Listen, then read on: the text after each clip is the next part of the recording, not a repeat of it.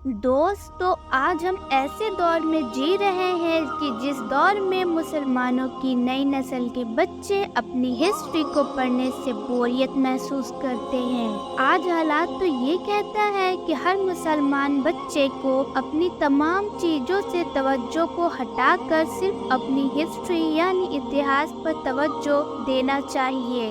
लेकिन वहीं दूसरी तरफ मुसलमानों के बच्चों का आज उल्टा हाल हो चुका है।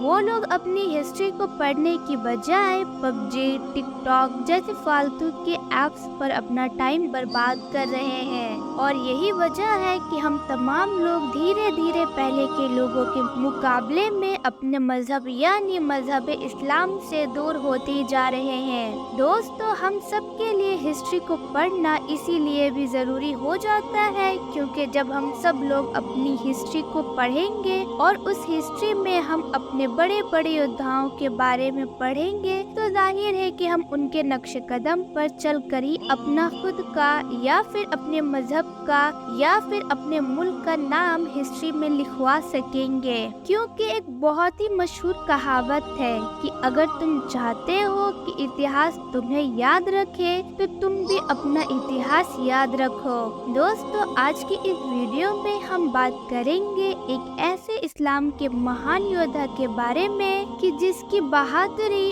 और पैतरेबाजी की तारीफ न सिर्फ मुसलमान बल्कि गैर मुस्लिम भी करते आए हैं। दोस्तों, इतिहास का ये महान योद्धा कितना ज्यादा ताकतवर और होशियार था, इस बात का अंदाजा सिर्फ इस बात से लगाया जा सकता है कि इस्लाम के पैगंबर यानी हजरत मोहम्मद सल्लल्लाहु अलैहि वसल्लम ने इस योद्धा को सैफुल्लाह का नाम दिया था। सैफुल्लाह का मतलब होता है अल्लाह की तलवार, यानी इनका नाम रखा गया था अल्लाह की तलवार। दोस्तों, इस महान और होशियार शख्स को आज पूरी दुनिया खालिद बिन वलीद के नाम से जानती है। दोस्तों, खालिद बिन वलीद का जन्म 552 ईस्वी में मक्का शहर में हुआ था। आपके वालिद यानी जिनका नाम वालिद था, उनकी गिनती मक्का के उन चंद लोगों में हुआ करती थी जो मक्का में सबसे ज्यादा अमीर और सबसे ज्यादा नामवर लोग थे। दोस्तों, जिस वक्त इस्लाम के पैगंबर यानी हजरत मोहम्मद सल्लल्लाहु अलैहि वसल्लम ने नबूवत का ऐलान किया और लोगों को इस्लाम की तरफ बुलाना शुरू किया, उस वक्त खालिद बिन वलीद उन लोगों में गिने जाते थे कि जो लोग इस्लाम के सबसे ज्यादा मुखालिफ थे। ये इस्लाम के सबसे ज्यादा कट्टर दुश्मन थे और ऐलान नबूवत के 19 साल बाद तक ये काफिर ही रहे। ये इस्लाम के इतने ज्यादा बड़े दुश्मन थे कि हमेशा इस्लाम को ही मिटाने के बारे में सोचा करते थे। हमेशा इस्लाम के खिलाफ साजिश करने वालों के साथ ही बैठा करते थे। मगर दोस्तों, जग जाहिर है कि अल्लाह ताला की तो शान ही निराली है। कोई नहीं जानता कि अल्लाह ताला किसे हिदायत दे दे, और यही खालिद बिन वलीद के साथ हुआ। दोस्तों, जब भी मुसलमानों और काफिरों के दरमियान जंग हुआ करती थी तो ज्यादातर जंगों में काफिरों की तरफ से फौज के सिपहसालार हजरत खालिद बिन वलीद ही हुआ करते थे, क्योंकि ये फौज में सबसे ज्यादा महारत रखा करते थे। दोस्तों, यकीनी तौर पर आपने वो वाक्य तो जरूर सुना या पढ़ा होगा कि जब जंगे ओहद के मौके पर हुजूर अकरम सल्लल्लाहु अलैहि वसल्लम ने मुसलमानों की फौज में से कुछ सहाबा को एक पहाड़ी के रास्ते पर ये कहकर खड़ा कर दिया था कि चाहे मुसलमान फौज जीते या हारे, लेकिन तुम लोगों को इस पहाड़ी के रास्ते से नहीं हटना है। क्योंकि वजह यही थी कि वो पहाड़ी ऐसी जगह पर थी कि मक्का के काफिरों के फौज अगर चाहते तो उस पहाड़ी के रास्ते से पीछे से आकर मुस्लिम फौज पर छुपके से हमला कर सकते थे। लिहाजा हुजूर अकरम सल्लल्लाहु अलैहि वसल्लम ने इसी वजह से उस पहाड़ी पर चंद सहाबा को खड़ा कर दिया था ताकि काफिर इधर से किसी भी सूरत में हमला नहीं कर सके। दोस्तों, बहुत खतरनाक जंग हुई। मुसलमान गिनती में कम होने के बावजूद भी मक्का के काफिरों को धूल चटा दी। यकीनन खुदा ताला को कुछ और ही मंजूर था। जिस चंद लोगों को इस्लाम के पैगंबर यानी हुजूर اکرم صلی اللہ علیہ وآلہ وسلم نے پہاڑی کے راستے پر کھڑا کیا تھا، ان لوگوں نے جب دیکھا کہ مسلمان جنگ جیت گئے ہیں اور کافروں کے مال کو لوٹنے لگے تو ان لوگوں میں سے زیادہ تر لوگوں نے اپنی جگہ چھوڑ دی اور مدینہ میں آ کر خوشی منانے لگے۔ اس کا نتیجہ یہ ہوا کہ خالد بن ولید جو اس وقت کافروں کی فوج میں شامل تھے اور اس وقت کافر ہوا کرتے تھے اور جنگ میں بھی بہت زیادہ مہارت رکھا کرتے تھے، انہوں نے اپنے چند لوگوں کے ساتھ میں پیچھے سے مڑ کر اس پہاڑی والے راستے سے مسلمانوں پر دوبارہ حملہ کیا کہ یہ اتنا خطرناک حملہ تھا کہ مسلمانوں کو کچھ سمجھ ہی نہیں آیا کہ آخر یہ کیسے ممکن ہو گیا۔ خالد بن ولید نے اپنی تلواروں سے لگاتار کئی صحابہ کو شہید کر دیا اور دیکھتے ہی دیکھتے پوری جنگ کا نقشہ بدل گیا۔ وہ جنگ جو مسلمان جیت چکے تھے اب ان کی ہار میں بدل چکی تھی، اور یہ سب کچھ ہوا تھا خالد بن ولید کی مہارت کی وجہ سے جو اس وقت کافر ہوا کرتے تھے۔ دوستوں، صلح حدیبیہ کے بعد حضرت خالد بن ولید اکثر پریشان رہنے لگے تھے اور ان کی پریشانی کی صرف ایک ہی وجہ تھی اور وہ وجہ اسلام کی دین و دن ترقی ہونا۔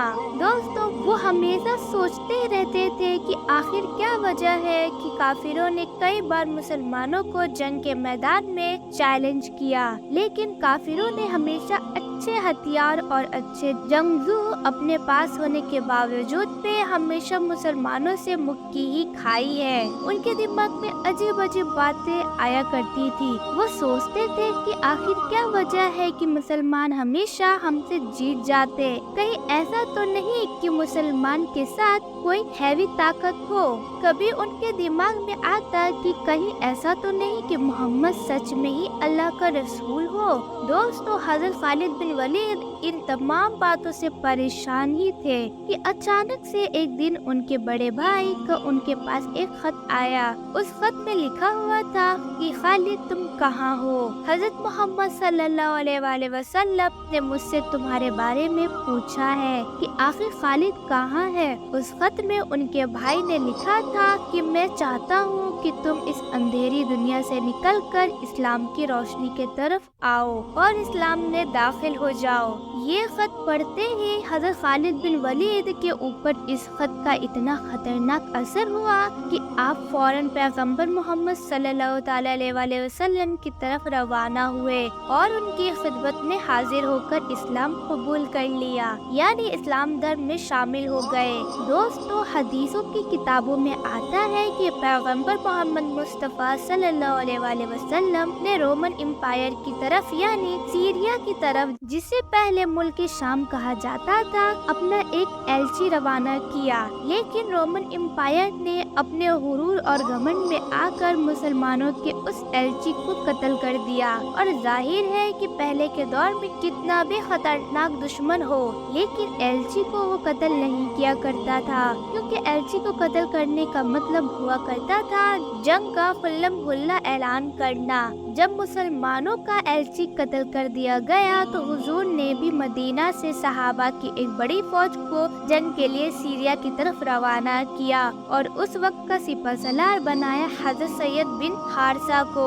دوستو، زید بن حارث حضور اکرم صلی اللہ علیہ وآلہ وسلم کے منہ بولے بیٹے تھے اور یہ وہ واحد صحابی ہے کہ جن کا نام قرآن میں بھی آیا ہے، اور حضور نے جاتے ہوئے صحابہ کو یہ نصیحت فرمائی کہ اگر زید شہید ہو جائے تو اس کے بعد اپنی فوج کا سپہ سالار جعفر کو بنا دینا، اور اگر جعفر بھی شہید ہو جائے تو اپنی فوج کا سپہ سالار عبداللہ بن روا کو بنا دینا، اور اگر وہ بھی شہید کر دیا جائے تو اس کے بعد جس پر تم لوگ متفق ہو جاؤ اسی کو اپنا سپہ سالار بنا دینا۔ حضور نے یہ نصیحت کر کے سیریا کی طرف اپنے لشکر کو روانہ کیا اور حضور صلی اللہ علیہ وآلہ وسلم مسجد نبوی میں اپنے چند तमाम सहाबा के साथ मदीना शहर में बैठ गए। एक तरफ सीरिया में जंग हो रही थी और दूसरी तरफ हुजूर मदीने में पूरी जंग का नक्शा अपने सहाबा को बैठकर बता रहे थे। बड़ी ही खतरनाक जंग हुई और हुजूर रो रहे थे और अपने सहाबा से कह रहे थे कि जंग में अब जैद को शहीद कर दिया गया है। इस्लामी फौज का झंडा अब जाफर बिन तैयार के हाथ में आ गया है। थोड़ी देर बाद हुजूर रो रहे थे और कह रहे थे कि जाफर को भी शहीद कर दिया गया है और अब जंग का झंडा अब्दुल्ला बिन रवा के पास आ पहुंचा है। उसके बाद हुजूर ने फरमाया अब्दुल्ला बिन रवा को भी शहीद कर दिया गया है और तमाम लोगों के मुताफिक होने के बाद हजरत खालिद बिन वलीद के हाथ में इस्लाम की फौज का झंडा दे दिया गया है। दोस्तों, ये पहला मौका था कि जब हजरत खालिद बिन वलीद के हाथ में इस्लामी फौज की सिपह सलार थी, क्योंकि उससे पहले तो वो काफिर हुआ करते थे। लिहाजा जब इस्लाम का झंडा हजरत खालिद बिन वलीद के हाथ में आया और इस चीज को रोमन एम्पायर की फौज ने देखा तो उनकी आधी हिम्मत तो हजरत खालिद बिन वलीद को देखकर ही टूट गई थी। उसकी वजह यही थी कि दूर दूर के लोग इस बात को जाना करते थे कि मक्का के मुशरिक दीन में खालिद नाम का ऐसा जंगजू मौजूद है जो अपने सामने किसी को नहीं टिकने देता है। जाहिर है जब ये इस्लाम में दाखिल हो चुके थे और अब ये इस्लामी फौज में थे, लेकिन अपनी पुरानी जंगी महारत को कभी नहीं भूले थे। दोस्तों, बहुत खतरनाक जंग हुई और हजरत खालिद बिन वलीद की सिपह सलार में मुसलमानों ने यह जंग जीत ली और इस जंग में हजरत खालिद बिन वलीद इतना जोश के साथ लड़े और इतने खतरनाक तरीके से लड़े कि इस जंग में हजरत खालिद बिन वलीद के हाथ से 9 तलवारें टूट गई थी।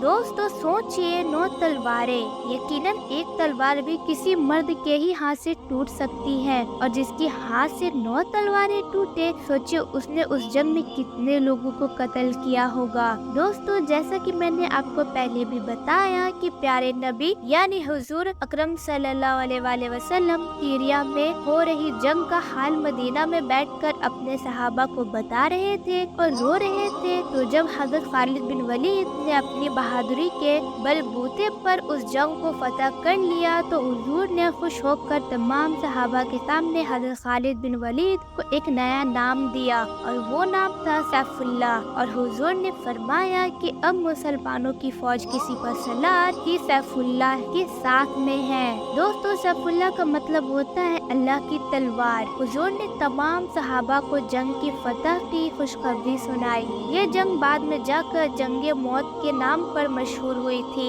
दोस्तों, जाहिर है कि हजरत खालिद बिन वलीद का जिक्र हो और जंग या मामा की जिक्र ना हो, ये तो मुमकिन ही नहीं। हजरत खालिद बिन वलीद की सबसे मशहूर जंगे मामा है।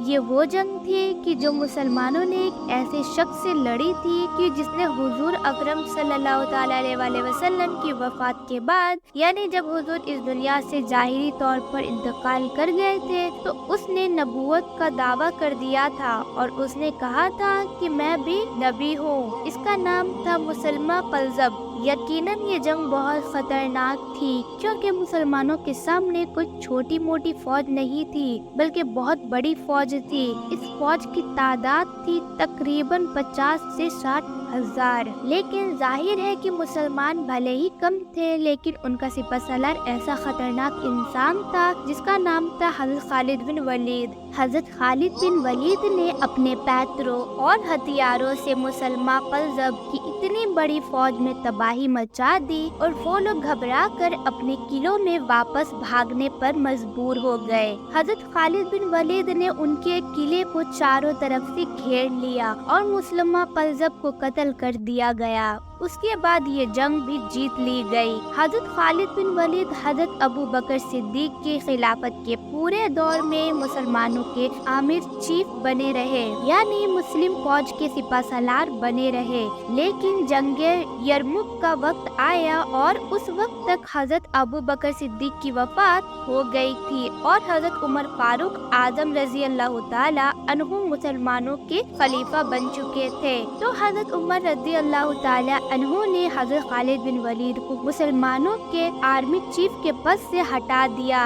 दोस्तों, आज भी बहुत से मुसलमानों के दिमाग में भी ये गलत फहमी रहती है कि हजरत उमर फारूक आजम ने एक ऐसे सिपह सलार को आर्मी चीफ के पद से क्यों हटा दिया जो हर जंग में मुसलमानों की फौज को फतह दिला रहे थे। उसकी मेन वजह ये थी कि हजरत उमर फारूक के आजम रजी अल्लाह ताला अन्हु की उनसे कोई जाती दुश्मनी नहीं थी, बल्कि उसकी असली वजह ये थी कि हजरत खालिद बिन वलीद के सिपह सलारों में मुसलमान लगातार फतह पर फतह हासिल किए जा रहे थे और लगातार फतह हासिल करने की वजह से मुस्लिम फौज के सिपाहियों के दिमाग में ये बात बैठ चुकी थी कि हम हजरत खालिद बिन वलीद की वजह से ही जंग को जीतते हैं, यानी अगर किसी जंग में हमारे साथ खालिद बिन वलीद नहीं होंगे तो हम इस जंग को कभी नहीं जीत पाएंगे। मुस्लिम सिपाहियों की इसी सोच को मिटाने के लिए हजरत उमर फारूक ने हजरत खालिद बिन वलीद को आर्मी चीफ के पद से हटाकर उनकी जगह पर हजरत अबू उबैदा इब्न ज़हरा को बैठा दिया था।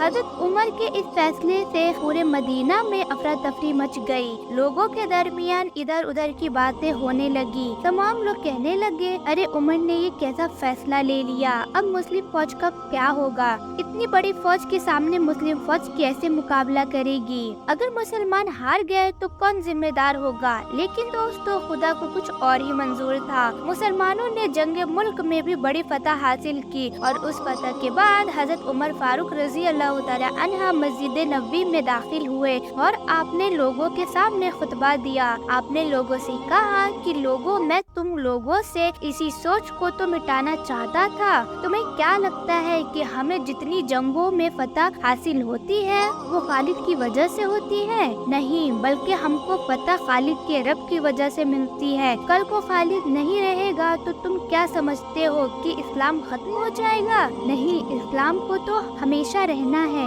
क्योंकि इस्लाम हमेशा से था और हमेशा के लिए रहेगा। मेरे प्यारे दोस्तों, हजरत खालिद बिन वलीद ने अपनी पूरी जिंदगी में तकरीबन 200 जंगें लड़ी थी और ये दुनिया के पहले ऐसे आर्मी चीफ थे कि जिन्होंने अपनी पूरी जिंदगी में एक भी जंग नहीं हारी थी। यहाँ तक कि वो एक जंग जो उन्होंने काफिरों की तरफ से मुसलमानों के खिलाफ लड़ी थी, यानी जंगे अहद, उसमें भी उनको फतह हासिल हुई थी।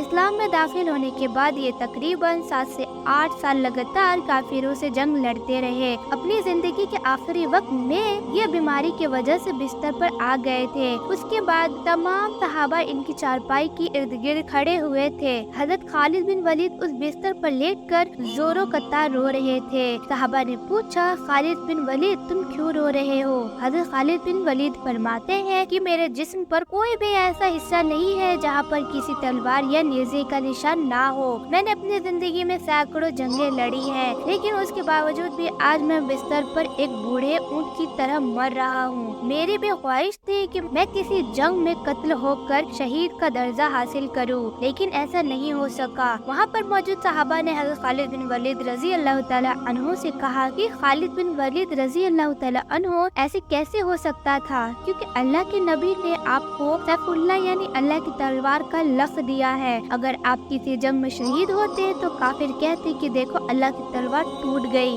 तो यकीनन जब आप अल्लाह की तलवार हैं तो ऐसा नहीं हो सकता था कि आपको कोई भी कत्ल कर सके। दोस्तों, अपनी आज की इस वीडियो को हम यहीं पर खत्म करते हैं। वीडियो पसंद आने पर न सिर्फ वीडियो को लाइक करें बल्कि अपने दोस्तों के साथ जरूर शेयर करें और इसी तरह की हिस्टोरिकल और इस्लामिक वीडियो देखने के लिए मेरे इस चैनल को सब्सक्राइब करने के साथ साथ बेल आइकन को भी जरूर प्रेस कर दें।